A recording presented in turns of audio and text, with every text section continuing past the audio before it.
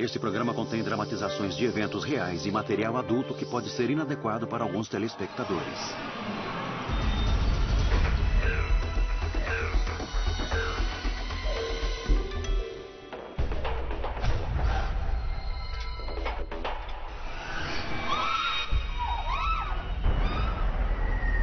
Me dá a chave!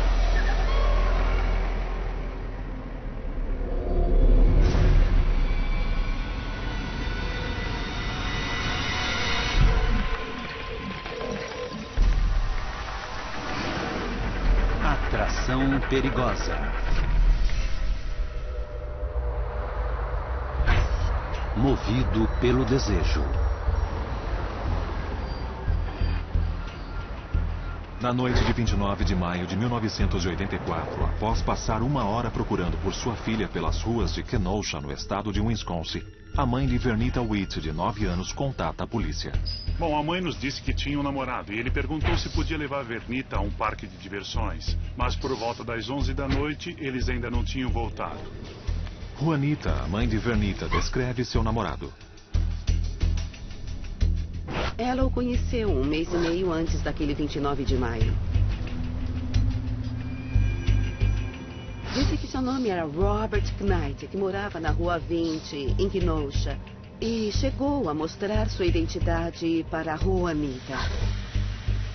Ele ia à casa dela umas 2 ou 3 vezes por semana. Eles cozinhavam. Ele era muito sedutor, carismático. Ele passou a frequentar a casa de Juanita e ganhou sua confiança. Ao ponto de Juanita confiar sua única filha a Robert. A polícia pede uma foto de Vernita e promete à mãe que fará o que estiver ao alcance para encontrá-la.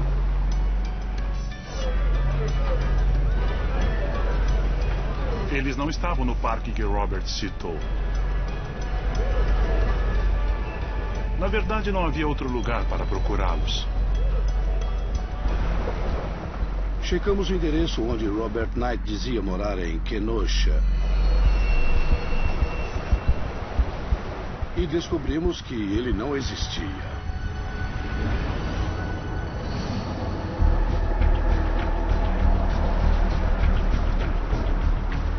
A polícia de Kenosha pediu para Juanita vir à delegacia.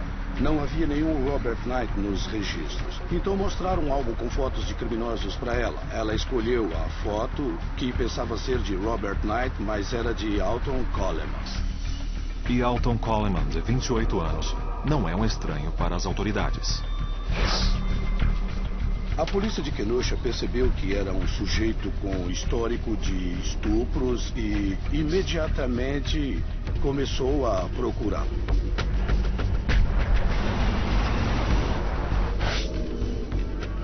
Alton Coleman, na verdade, morava em Waukegan. É claro que o primeiro lugar em que começamos a procurá-lo foi onde ele morava. A polícia de Waukegan oficialmente se une à polícia de Kenosha na busca pelo suspeito. Expedimos um mandado de busca para o apartamento da avó dele. Fomos até a casa dela. Ela é idosa e cega. Encontramos uma mulher chamada Deborah Brown, que disse ser namorada dele. Ela não disse muita coisa, só confirmou que Alton morava ali. Incapaz de encontrar Alton Coleman, a polícia leva sua namorada, Deborah Brown, de 21 anos, para ser interrogada. Deborah admite que Alton esteve fora durante a noite e agiu de modo estranho quando voltou para casa na manhã seguinte, mas afirma não saber por quê. Deborah Brown parecia querer cooperar conosco e nos deu algumas informações de bom grado. Mas quando questionada sobre o paradeiro de Alton, Deborah diz não ter ideia. A polícia acredita que ela não está mentindo e a libera.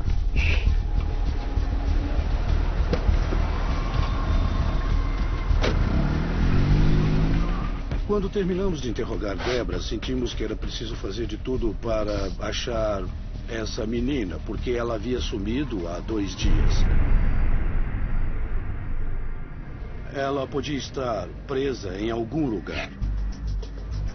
Agentes da polícia dos 2 estados se apressam em procurar Alton Coleman e a menina de 9 anos, antes que seja tarde demais.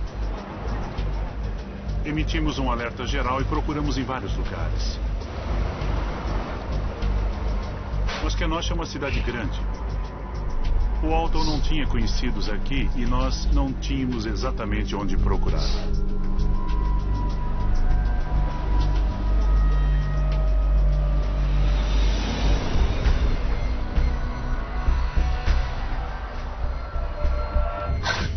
Vários dias se passam. Como não há pistas de Alton Coleman ou Vernita Witt, as autoridades refazem seus passos. Os policiais quiseram falar com Deborah Brown de novo. E descobriram que ela tinha desaparecido. Depois soubemos que ela foi vista com alguém parecido com o Alton Coleman.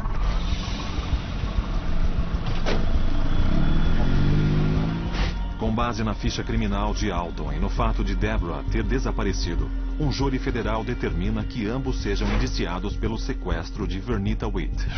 Mas o paradeiro do casal é desconhecido.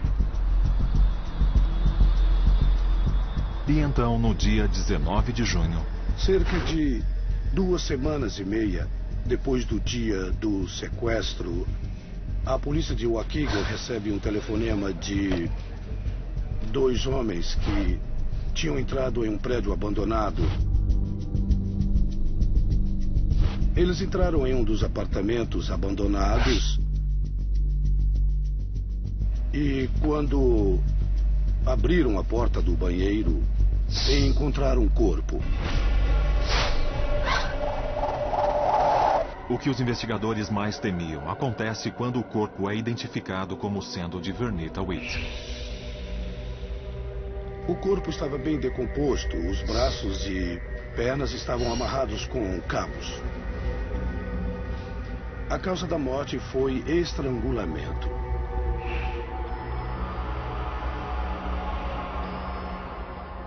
Não podemos determinar se houve violência sexual. Só podemos supor que houve. Já estive em muitas cenas de crimes, já processei vários homicidas e acho que nunca vou esquecer deste caso. Sempre que a vítima é uma criança, a situação é traumática para os envolvidos. Afeta as pessoas, não dá para esquecer. O que levaria alguém a fazer uma coisa dessas com uma criança de 9 anos? A polícia de Waukegan procurou digitais e na parte inferior da porta do banheiro havia 2 impressões. E uma delas era do polegar de Alton Coleman. A digital confirmou o que já desconfiávamos, que Alton Coleman tinha matado a menina. Precisávamos fazer o possível para pegá-lo.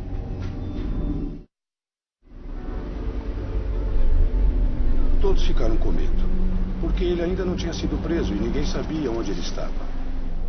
Ele ainda estava nas ruas de Waukegan ou estava em Kenosha?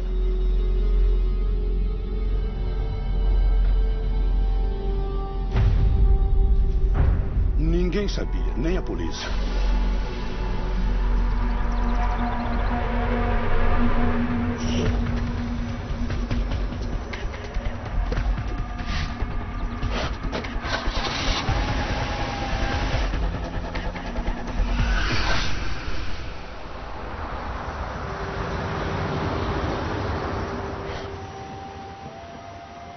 Em 18 de junho de 1984, após ser encontrada vagando em um bosque, uma menina de 9 anos é levada para um hospital da cidade de Gary, em Indiana. Um exame revela que ela foi espancada, sufocada e violentada sexualmente. Quando a polícia chega, a menina conta que ela e uma prima de 7 anos chamada Tamika Turks foram atraídas até um bosque e atacadas por um homem e uma mulher. No dia seguinte, uma equipe de buscas encontra o corpo sem vida de Tamika. Ela também havia sido espancada e estuprada antes de morrer. Tamika foi estrangulada com um lençol.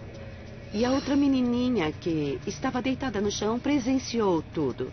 Depois, ela foi agredida sexualmente. Quiseram matá-la, asfixiando-a com um cinto, e como ela desmaiou, eles foram embora. A sobrevivente consegue fornecer à polícia uma descrição de seus agressores.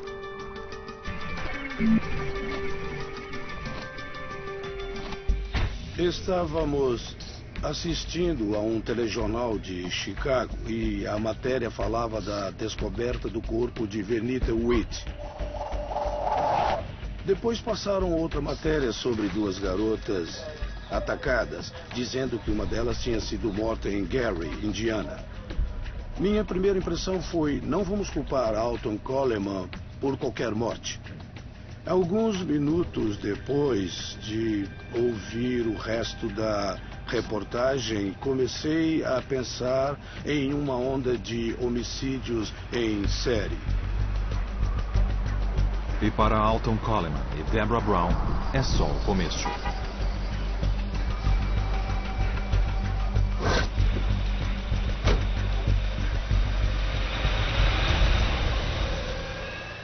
Havia no mínimo 100 policiais locais e agentes do FBI vasculhando as áreas. A paranoia da população dificulta ainda mais a busca. Quase 200 pessoas ligaram dizendo ter visto Alton, mas nunca confirmamos nenhuma denúncia.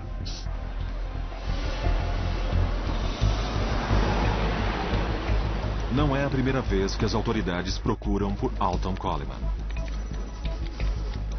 A primeira vez que eu soube da existência do Sr. Coleman foi por sua participação no roubo, sequestro e estupro da dona de um restaurante em Waukegan. Ele foi condenado por roubo nesse caso. Em 1979, fui designado para julgar o processo de agressão sexual em que o Sr. Coleman era réu. Alton Coleman testemunhou naquele caso. Acho que o júri acreditou na história dele e ele conseguiu convencer os jurados de que não era culpado. Deve ter sido a primeira vez em que vi a habilidade de Alton Coleman em seduzir as pessoas. Alton Coleman era um completo vigarista. Ele tinha a habilidade de entrar e sair das situações. Alton Coleman nasceu em 1955, em Waukegan, no estado de Illinois. Alton foi criado por sua avó. Sua mãe o abandonou quando ele era criança. Para sobreviver, a avó de Alton dirigia um bordel e um salão de jogos em casa. Desde muito jovem, Alton começa a apresentar comportamentos antissociais, como quebrar as janelas das casas do bairro onde morava. Ele era uma criança com um transtorno de conduta. Alguém que não gostava de seguir as regras. Que podia provocar incêndios. Que sempre fazia xixi na cama. Ele teve uma infância difícil e complicada. Porque em algumas situações ele costumava molhar as calças. As crianças da vizinhança caçoavam dele e lhe deram o apelido de mijão, que acabou pegando. O fato de ser provocado por fazer xixi na calça e ser chamado de mijão apenas se somou à personalidade que ele já tinha. E ele começou, em certos momentos, a demonstrar total desrespeito pela autoridade. Fazia o que lhe dava na cabeça. Alton Coleman começou com pequenos crimes e viu que nunca era punido. Alton comenta com conhecidos que sua devoção ao voodoo o protege e evita que seja preso.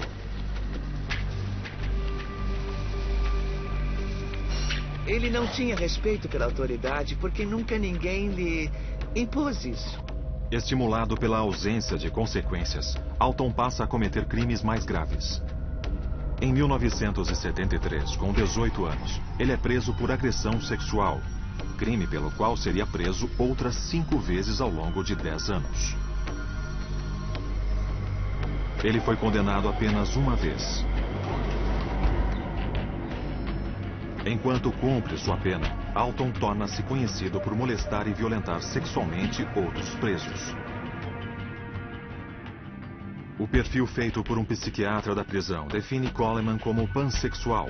Alguém disposto a fazer sexo com qualquer objeto, homem, mulher ou criança. Ele era um predador sexual sem qualquer discernimento.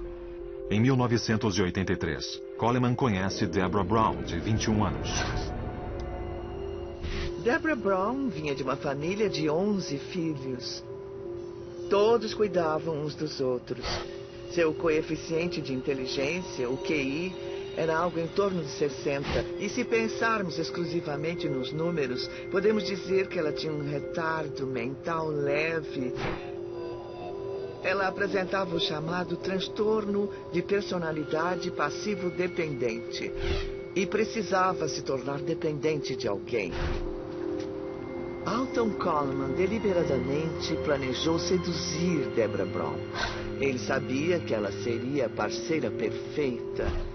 Ela o achava gentil e carinhoso.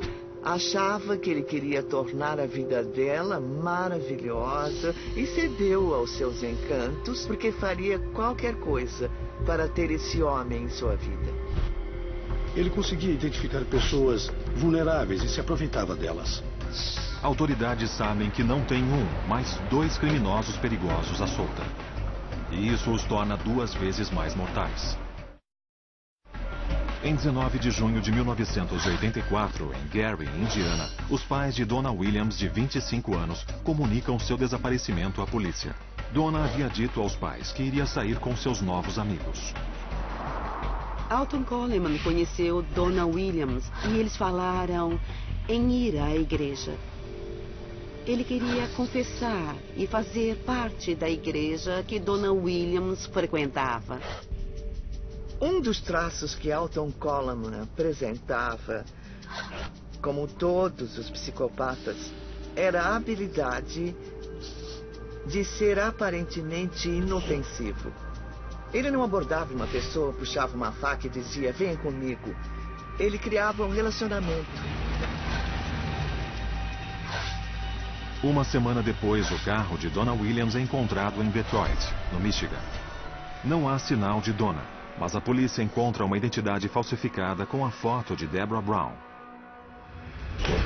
No mesmo dia, Alton e Deborah sequestram uma mulher de Detroit usando uma faca e ordenam que ela dirija até Ohio. Intencionalmente, a mulher bate o veículo e escapa dos agressores. Alton e Deborah fogem com o carro.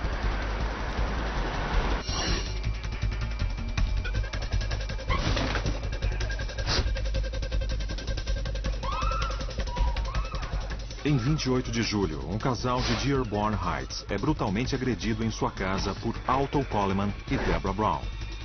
A dupla rouba o carro do casal. Eles agiam como animais. Não importava quem, não importava como, não importava onde. Eles não estavam nem aí para as vítimas. Deborah Brown dizia, tudo bem, vamos lá. Não importava a selvageria, ela tinha prazer em cometer crimes para ver Alton feliz.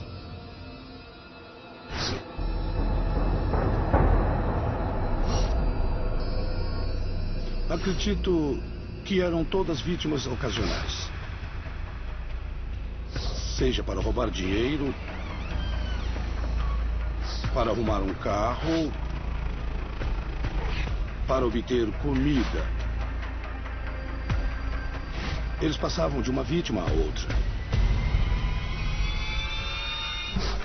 O que movia Alton Coleman era o prazer sexual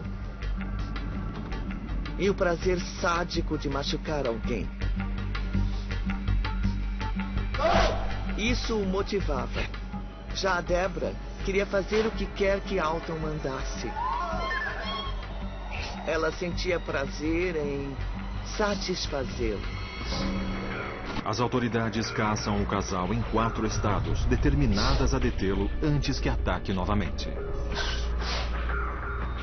Foi a investigação mais intensa e detalhada de que eu já participei em toda a minha carreira. Eram duas pessoas que escolhiam as vítimas ao acaso por sua vulnerabilidade. E isso era assustador. Não eram dois membros de gangues que andavam pelas ruas assustando as pessoas. Parecia um casal normal. E atacavam qualquer pessoa.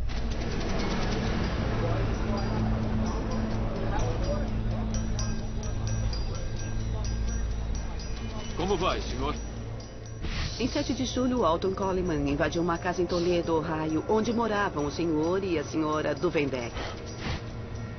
Ele fingiu que queria comprar um carro usado que o casal estava vendendo. Aí apontou uma arma para eles e roubou o carro e todo o dinheiro.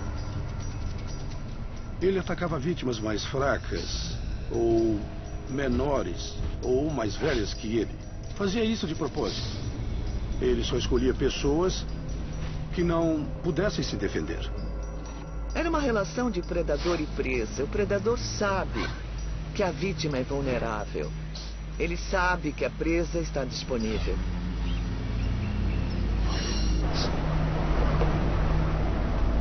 Apesar de todos os esforços, a polícia não consegue capturar o casal.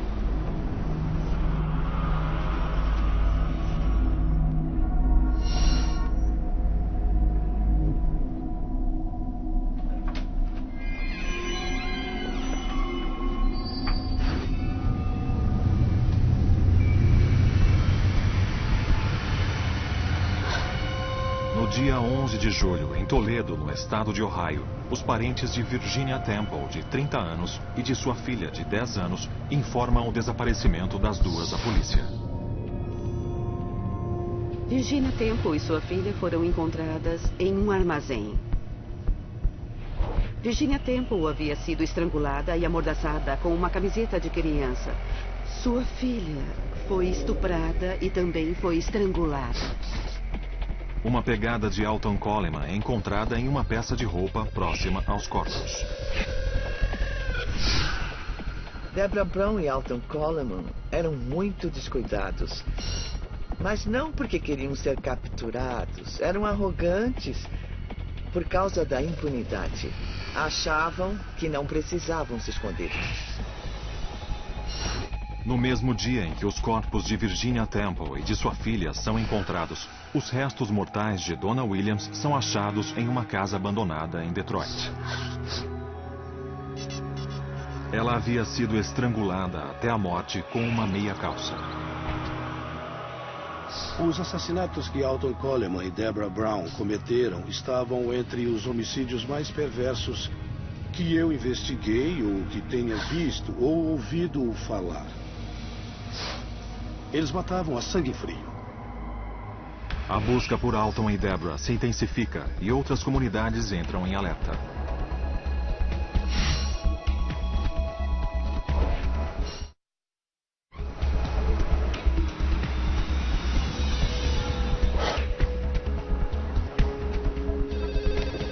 Recebemos informações sobre a possibilidade de os dois estarem nessa região. Estávamos preocupados. Você não espera abrir a porta e falar com alguém de forma civilizada para depois ser brutalmente atacado e assassinado? É claro que não. E era disso que esses covardes tiravam proveito.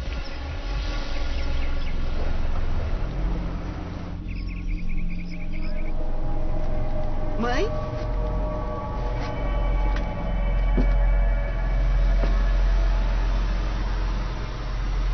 Em 13 de julho, Sherry Walters, de 19 anos, descobre seus pais, Harry e Marlene, brutalmente espancados em sua casa, em Norwood, estado de Ohio. Harry e Marlene tinham um trailer à venda na garagem. Alton Coleman e Deborah Brown os abordaram, dizendo que queriam comprar o trailer. Harry e Marlene, sem desconfiar de nada, os convidaram para entrar e ofereceram alguma coisa para beber. Quando retornaram à sala, eles foram brutalmente atacados com qualquer coisa que estivesse ao alcance. Foram espancados. Ela apanhou até a morte e Harry sobreviveu por um fio.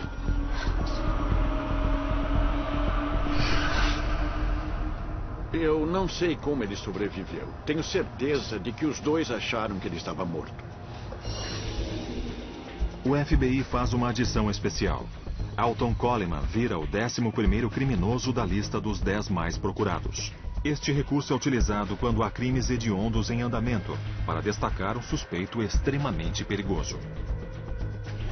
Se dependesse de Alton Coleman, aquilo não teria fim. Era um surto homicida.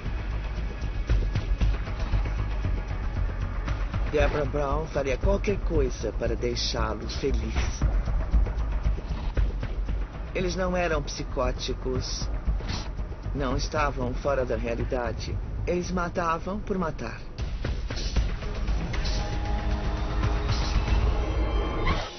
Os policiais analisam a cena do crime.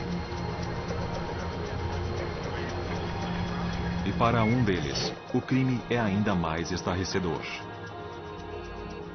Eu conhecia Harry e Marlene porque crescemos juntos e estudei com os dois no primário e no colegial.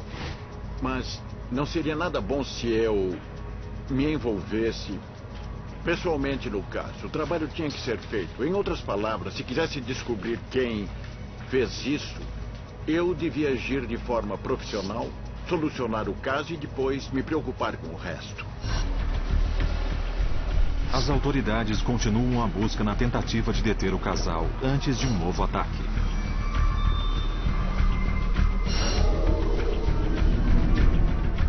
Quando uma conduta criminosa se agrava, acho que uma das primeiras preocupações das autoridades, quando vítimas começam a ser assassinadas, é pensar se o criminoso age dessa maneira para eliminar as testemunhas. Eu acho que as autoridades se empenham mais e usam todos os recursos para tentar localizar o agressor. Com o passar do tempo, as chances de prisão diminuem e é preciso agir o mais rápido e o mais duramente possível e ir até as últimas consequências. A missão se torna mais difícil devido à imprevisibilidade do casal, cada vez mais violento em seus ataques. Como muitos casais assassinos, eles se sentem onipotentes. Acham que estão fora do alcance da polícia, da prisão, da punição. Esse casal agia quase como se fosse uma única pessoa. Alton Coleman e Deborah Brown se tornaram um organismo. E o organismo formado por Alton e Deborah se alimentava dessas mortes. Elas mantinham um relacionamento. Parece que, ao longo do tempo, ela passou a participar mais. Quase como se chegasse ao nível deles. Um nível de violência impulsiva que não poupa ninguém.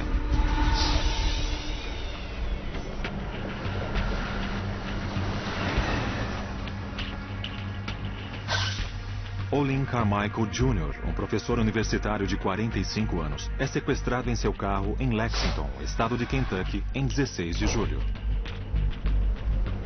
Alton e Deborah dirigem até Dayton, Ohio, onde abandonam o veículo.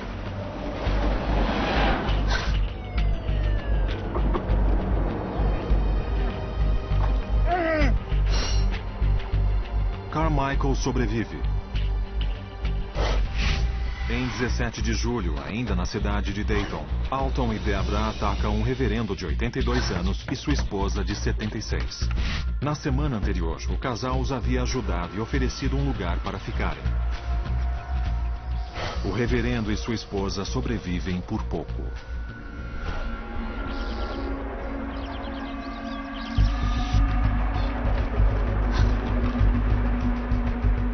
Alton Coleman e Deborah Brown roubam o carro do reverendo e dirigem até Evanston, no estado de Illinois. Eles espancam e roubam outro casal idoso de Dayton no caminho. Quando queriam alguma coisa, roubavam o que estivesse à mão. Um carro, joias, alguns dólares. Se roubassem um automóvel, eles abandonavam, pegavam 2 bicicletas, andavam e roubavam de novo. Coleman deliberadamente planejou aliciar Deborah Brown. Mas ela era uma participativa por vontade própria. Não era uma refém. Deborah parecia estar disposta a agradar Alton Coleman e fazer qualquer coisa que ele ordenasse. Não importava a violência dos crimes.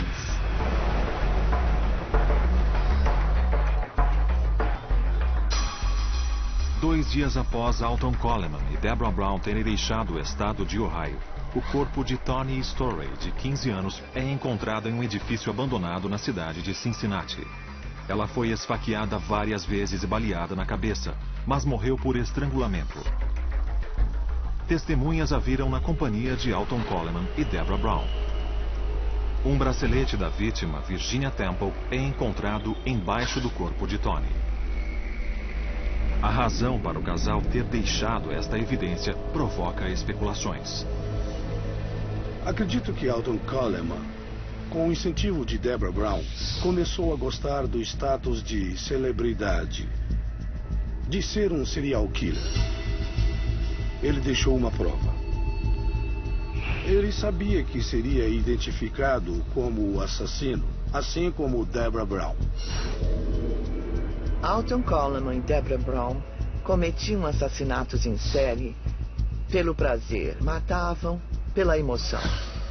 Em 19 de julho, um veículo roubado por Alton e Deborah é localizado em um lava rápido de Indianápolis, estado de Indiana. Eugene Scott, de 77 anos e dono do lava rápido, está desaparecido. A polícia encontra seu corpo em uma vala, com 4 tiros na cabeça. Esses psicopatas predadores não têm consciência. Alton Coleman sempre teve em mente o desejo de matar várias pessoas. Não foi uma mudança.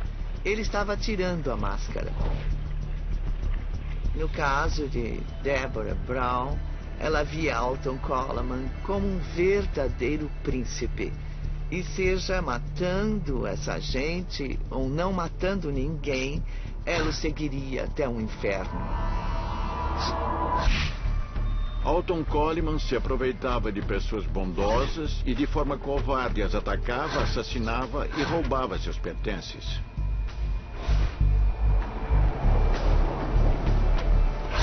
Quando Alton e Deborah cometeram esses assassinatos, no início eu achava que a Deborah estava seguindo ordens do Alton. Mas ela era uma participante mais ativa do que eu tinha imaginado. Deborah Brown não era uma pessoa ameaçada ou que sofria com violência doméstica.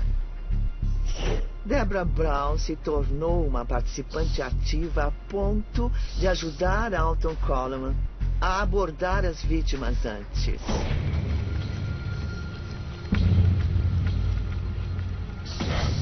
Ela era tão perversa, tão fria e tão covarde quanto Coleman. Com 2 assassinos cruéis à solta, as autoridades usam todos os recursos para deter o impiedoso massacre.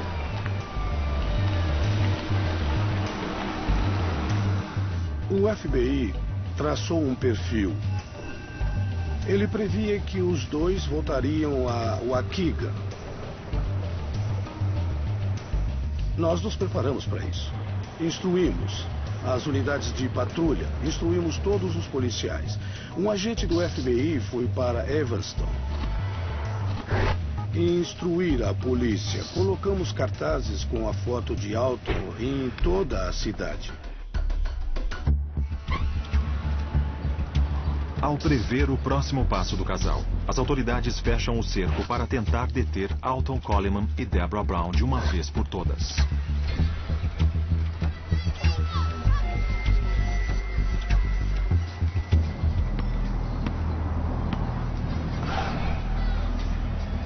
Alton e Deborah foram vistos em um parque em Evanston, no Illinois,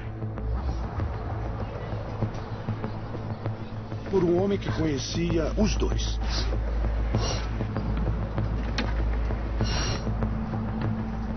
Ele chamou a polícia de Evanston.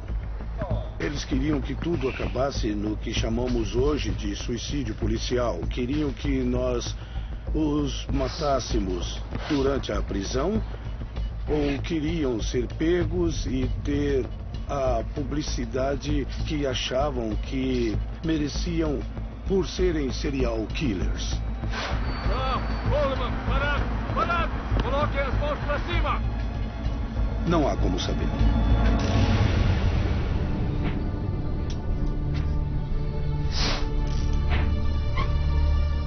Em 20 de julho de 1984, Coleman e Deborah Brown são presos, o que encerra um reinado de 53 dias de terror.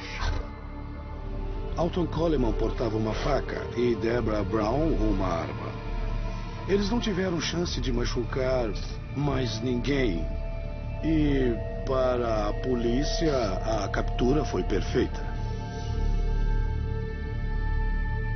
Especularam que ele talvez estivesse cansado de fugir. Que Alton Coleman decidiu não reagir à polícia porque não queria mais fugir. Quanto a nós, ficamos felizes porque foram presos e estavam sob custódia. E para as comunidades e para as vítimas, o perigo tinha acabado. Isso era o que importava. Durante a onda de violência de 8 semanas, acredita-se que Alton Coleman e Deborah Brown tenham cometido 8 homicídios, 7 estupros, 3 sequestros e 14 assaltos.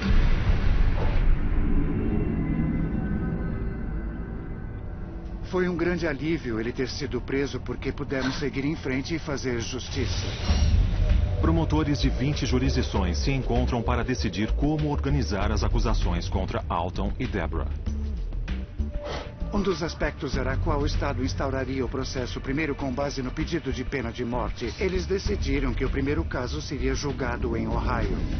Após meses de preparação para o julgamento, Alton Coleman e Deborah Brown enfrentam a primeira acusação, o sequestro de Olin Carmichael. Em 7 de janeiro de 1985, um juiz os condena a 20 anos de prisão. Os outros julgamentos se sucedem rapidamente, e em 30 de abril, Alton Coleman e Deborah Brown são condenados à morte pelo assassinato de Marlene Waters. Menos de um mês depois, ambos recebem uma nova sentença de morte pelo assassinato de Tony Story. Acho que a justiça é feita quando há uma condenação no tribunal, mas se existe uma coisa que o sistema judiciário nunca poderá fazer, é devolver as vítimas à família ou à mãe, devolver a vida que tinham antes. Durante todos os julgamentos, Deborah Brown permanece leal a Alton Coleman. Ela o protegeu o tempo todo. Ela estava extremamente relutante em contar sua versão dos fatos, o que não é comum entre réus, porque isso teria incriminado seu namorado Alton Coleman. Mas, por outro lado, Alton Coleman a via apenas como uma espécie de objeto descartável. Ele não estava ligado emocionalmente a ela e teria matado Deborah Brown a qualquer momento se achasse que ela não iria mais servir a seus propósitos. Ele nem sentiria remorso. Alton Coleman e Deborah Brown são extraditados para o estado de Indiana. Em 2 de maio, Alton Coleman é condenado à morte pela 3ª vez pelo assassinato de Tamika Turks e recebe um adicional de 100 anos pelo ataque e tentativa de assassinato da vítima sobrevivente. Deborah Brown recebe a mesma punição. Deborah Brown não teria cometido esses crimes sem Alton Coleman ou qualquer outro que fosse capaz de perceber suas vulnerabilidades. Mas Deborah Brown não era uma assassina. Ela se tornou uma. Deborah virou assassina por causa de Alton. Alton Coleman é novamente extraditado para o estado de Illinois, onde é julgado pelo assassinato de Vernita Witt. Deborah Brown não é acusada pelo crime. Ela retorna ao estado de Ohio, onde é colocada no corredor da morte.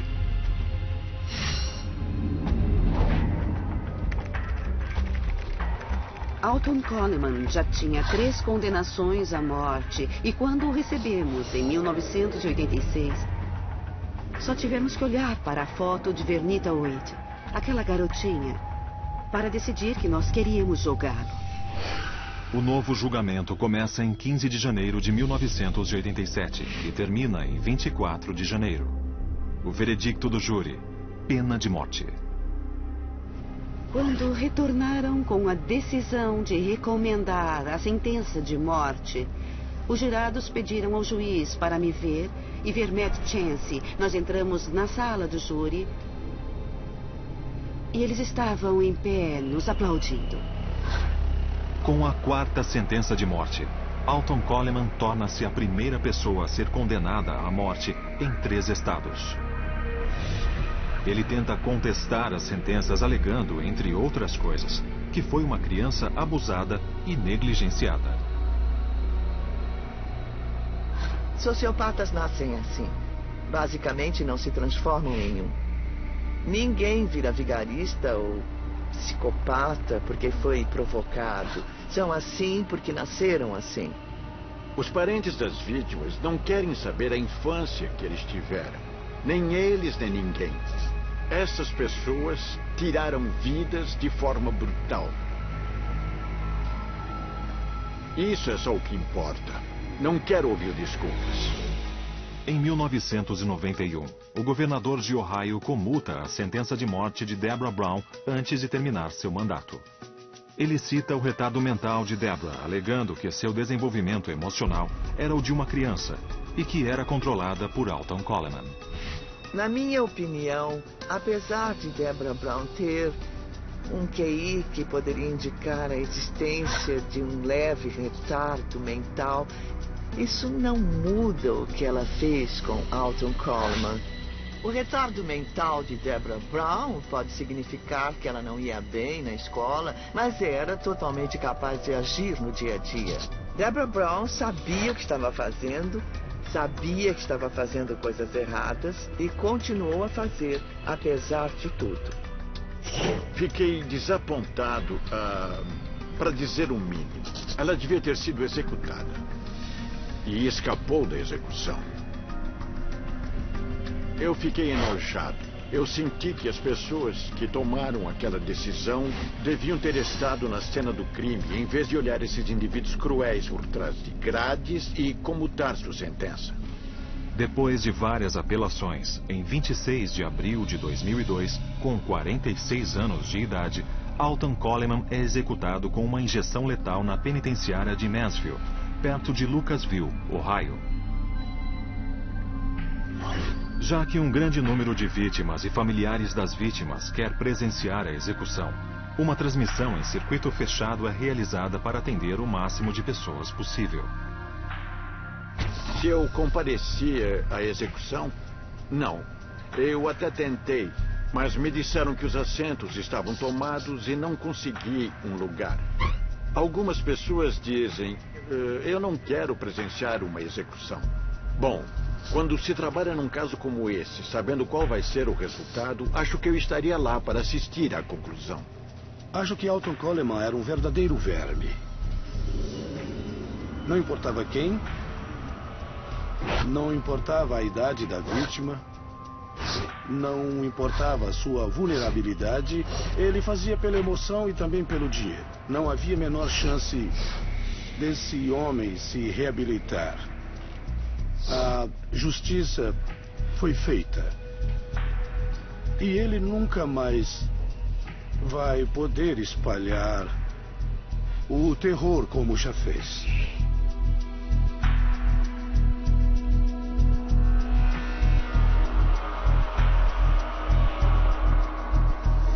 Deborah Brown atualmente está presa no reformatório feminino de Ohio.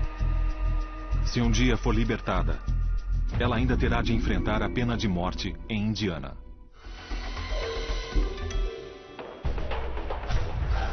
Versão brasileira Vox Mundi.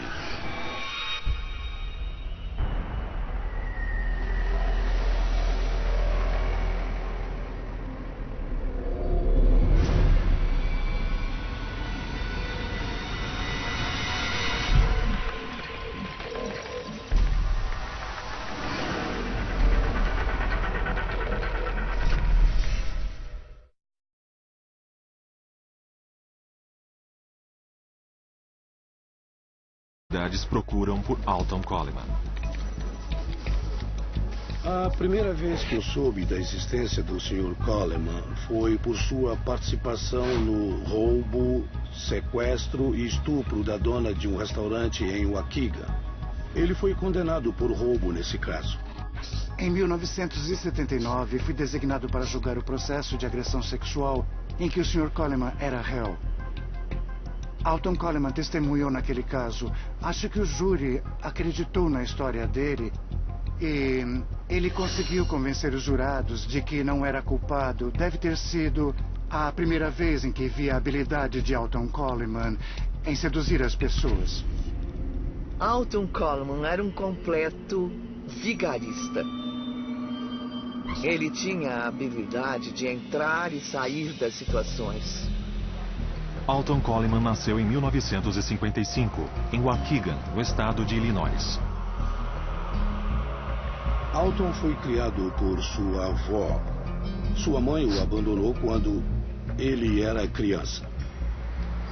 Para sobreviver, a avó de Alton dirigia um bordel e um salão de jogos em casa. Desde muito jovem, Alton começa a apresentar comportamentos antissociais, como quebrar as janelas das casas do bairro onde morava. Ele era uma criança com um transtorno de conduta. Alguém que não gostava de seguir as regras, que podia provocar incêndios, que sempre fazia xixi na cama. Ele teve uma infância difícil e complicada, porque em algumas situações ele costumava molhar as calças. As crianças da vizinhança caçoavam dele e lhe deram o apelido de mijão, que acabou pegando. O fato de ser provocado por fazer xixi na calça e ser chamado de mijão apenas se somou à personalidade que ele já tinha. E ele começou, em certos momentos, a demonstrar total desrespeito pela autoridade. Fazia o que lhe dava na cabeça. Alton Coleman começou com pequenos crimes e viu que nunca era punido. Alton comenta com conhecidos que sua devoção ao voodoo o protege e evita que seja preso.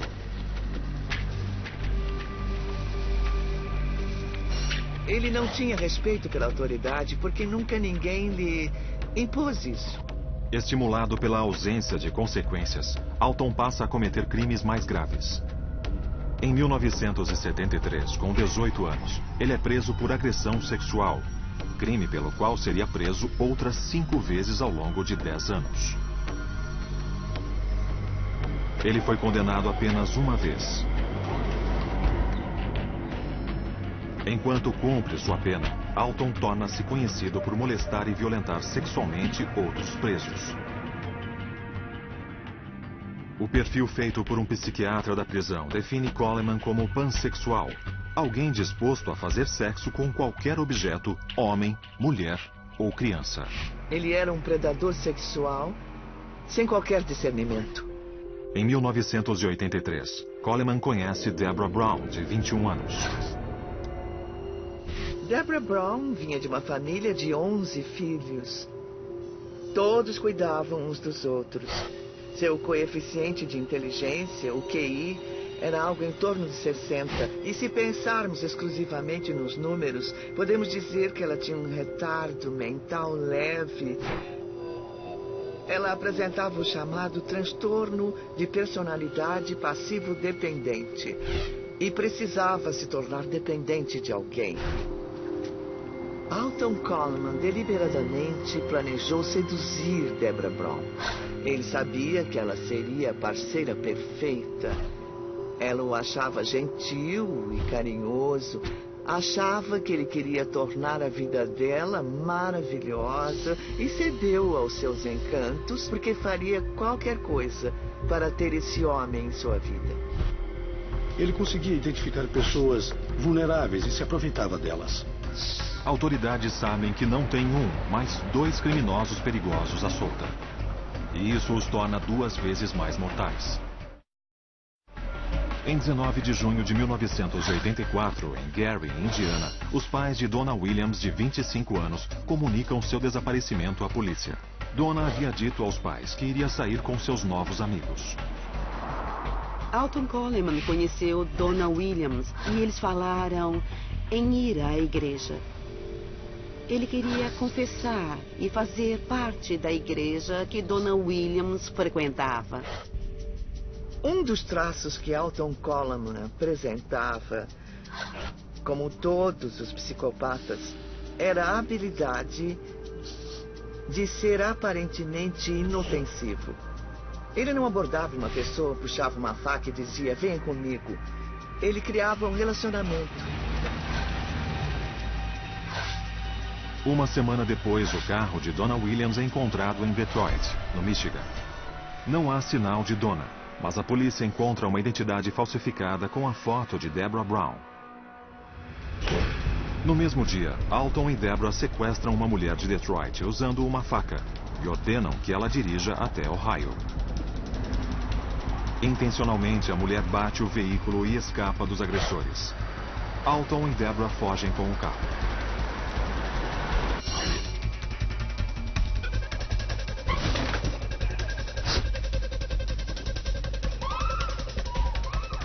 Em 28 de julho, um casal de Dearborn Heights é brutalmente agredido em sua casa por Alton Coleman e Deborah Brown.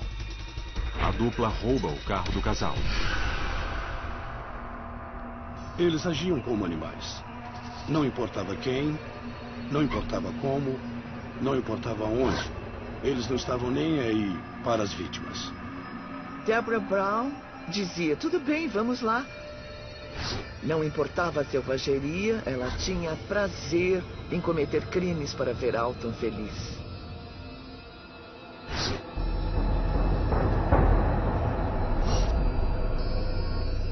Acredito que eram todas vítimas ocasionais. Seja para roubar dinheiro, para arrumar um carro, para obter comida. Eles passavam de uma vítima a outra. O que movia Alton Coleman era o prazer sexual e o prazer sádico de machucar alguém. Isso o motivava. Já a Deborah queria fazer o que quer que Alton mandasse. Ela sentia prazer em satisfazê-lo. As autoridades caçam o casal em 4 estados, determinadas a detê-lo antes que ataque.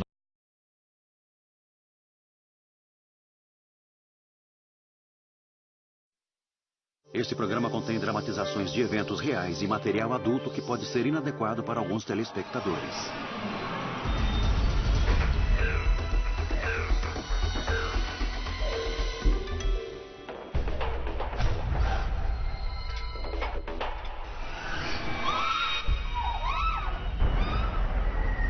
Me dá a chave!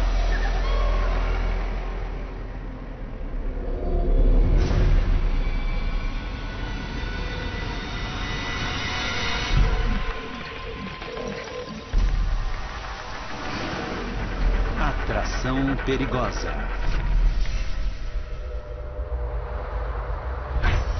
Movido pelo desejo. Na noite de 29 de maio de 1984, após passar 1 hora procurando por sua filha pelas ruas de Kenosha, no estado de Wisconsin, a mãe de Vernita Witt, de 9 anos, contata a polícia. Bom, a mãe nos disse que tinha um namorado e ele perguntou se podia levar a Vernita a um parque de diversões. Mas por volta das 11 da noite, eles ainda não tinham voltado. Juanita, a mãe de Vernita, descreve seu namorado. Ela o conheceu 1 mês e meio antes daquele 29 de maio. Disse que seu nome era Robert Knight, que morava na Rua 20, em Kenosha, e chegou a mostrar sua identidade para Juanita. Ele ia à casa dela umas 2 ou 3 vezes por semana. Eles cozinhavam. Ele era muito sedutor, carismático. Ele passou a frequentar a casa de Juanita e ganhou sua confiança. Ao ponto de Juanita confiar sua única filha a Robert. A polícia pede uma foto de Vernita e promete à mãe que fará o que estiver ao alcance para encontrá-la.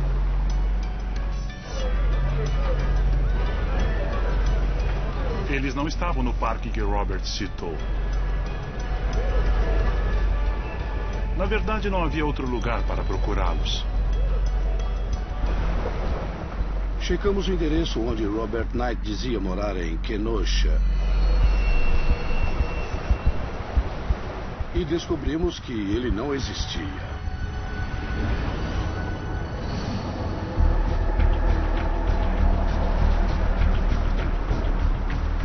A polícia de Kenosha pediu para Juanita vir à delegacia. Não havia nenhum Robert Knight nos registros. Então mostraram um álbum com fotos de criminosos para ela. Ela escolheu a foto que pensava ser de Robert Knight, mas era de Alton Coleman.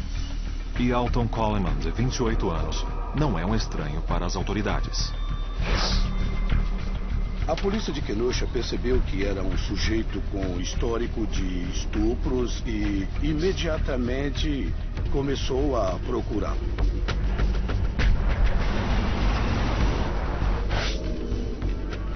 Alton Coleman, na verdade, morava em Waukegan. É claro que o primeiro lugar em que começamos a procurá-lo foi onde ele morava.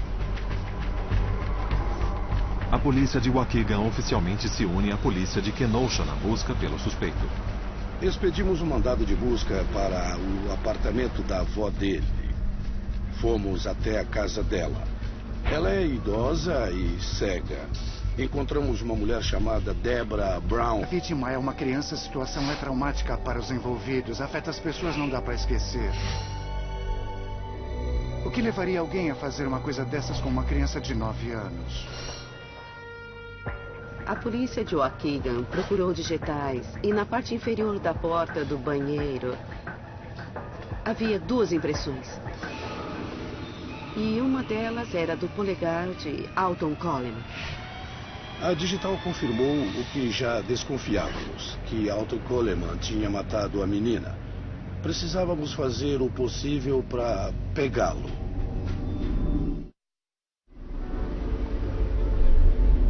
Todos ficaram com medo, porque ele ainda não tinha sido preso e ninguém sabia onde ele estava.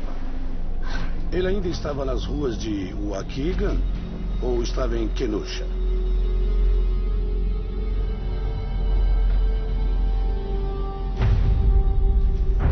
Ninguém sabia, nem a polícia.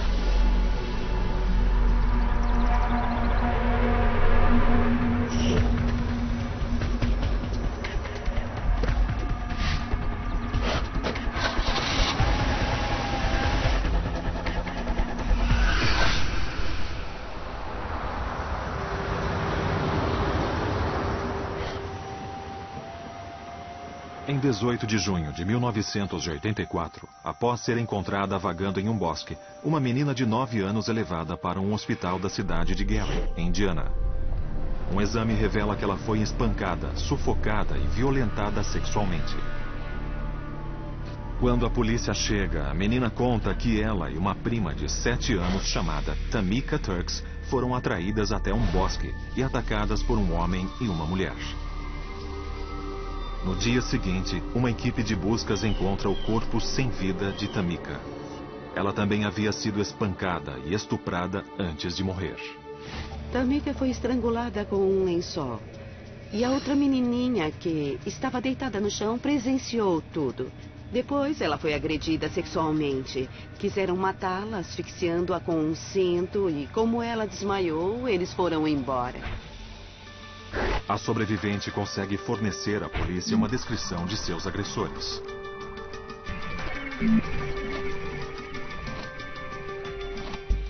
Estávamos assistindo a um telejornal de Chicago e a matéria falava da descoberta do corpo de Vernita Witt. Depois passaram outra matéria sobre 2 garotas atacadas, dizendo que uma delas tinha sido morta em Gary, Indiana. Minha primeira impressão foi: não vamos culpar Alton Coleman por qualquer morte. Alguns minutos depois de ouvir o resto da reportagem, comecei a pensar em uma onda de homicídios em série. E para Alton Coleman e Deborah Brown, é só o começo.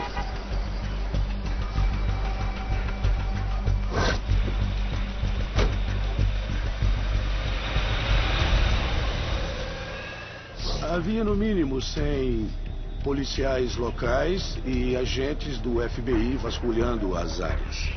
A paranoia da população dificulta ainda mais a busca. Quase 200 pessoas ligaram dizendo ter visto Alton, mas nunca confirmamos nenhuma denúncia.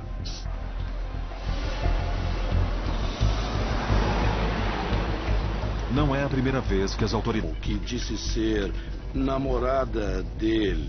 Ela não disse muita coisa, só confirmou que Alton morava ali. Incapaz de encontrar Alton Coleman, a polícia leva sua namorada, Deborah Brown, de 21 anos, para ser interrogada. Deborah admite que Alton esteve fora durante a noite e agiu de modo estranho quando voltou para casa na manhã seguinte, mas afirma não saber por quê. Deborah Brown parecia querer cooperar conosco e nos deu algumas informações de bom grado. Mas quando questionada sobre o paradeiro de Alton, Deborah diz não ter ideia. A polícia acredita que ela não está mentindo e a libera.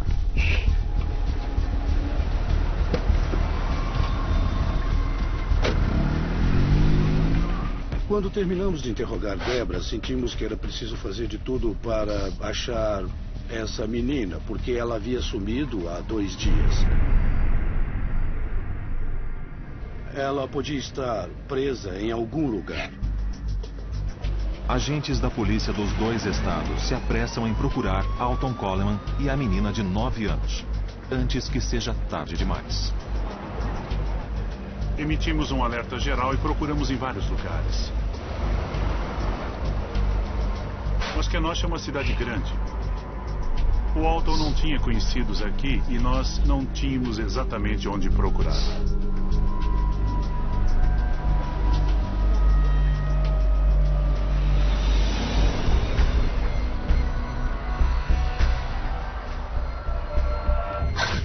Vários dias se passam.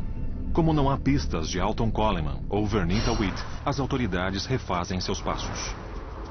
Os policiais quiseram falar com Deborah Brown de novo e descobriram que ela tinha desaparecido. Depois soubemos que ela foi vista com alguém parecido com o Alton Coleman.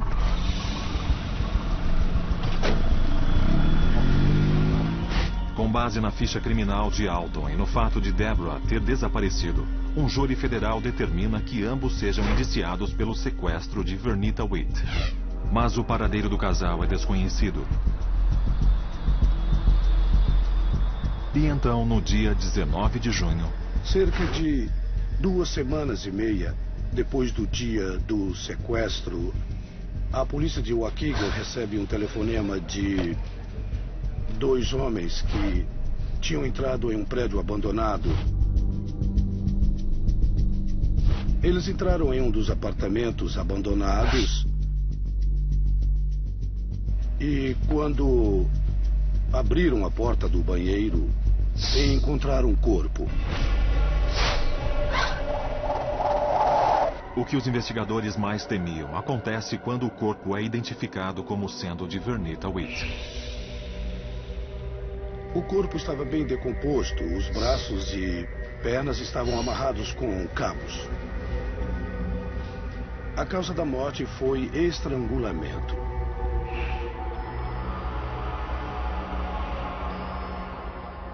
Não podemos determinar se houve violência sexual.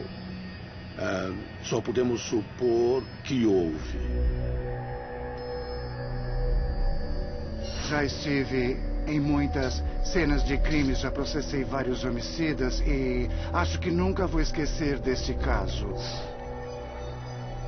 Sempre que